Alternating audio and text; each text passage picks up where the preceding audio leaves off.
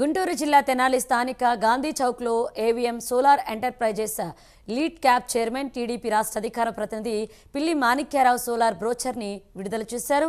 అనేక రకాల విద్యుత్ ఉత్పత్తిని ప్రోత్సహించి ముందు చూపు కలిగిన నాయకుడు చంద్రబాబు అన్నారు ఆయన. ఇక సోలార్ విద్యుత్ ఏర్పాటుకు ప్రభుత్వం నుంచి బ్యాంకుల ద్వారా సబ్సిడీ ఉంటుందన్నారు. ప్రజలందరూ ఈ అవకాశాన్ని సద్వినియోగం చేసుకోవాలన్నారు మాణిక్యారావు.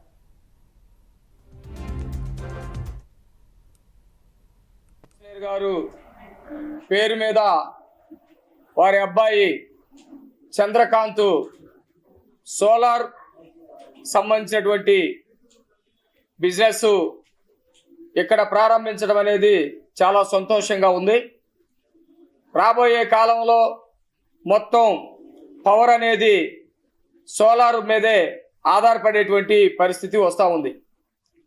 సోలార్ ప్యాడ్ తోటి ఇంటి పైకప్పు మీద కానీ లేకపోతే కమర్షియల్ కాంప్లెక్స్ మీద కానీ అగ్రికల్చర్ కానీ లేదా ఇండస్ట్రీస్ కానీ దేని మీద అయినా సరే సోలార్ తోటి ఇప్పుడు విద్యుత్తుని తీసుకొని వాటి అవసరాలు తీర్చుకునేటువంటి పరిస్థితి రాబోతూ ఉంది.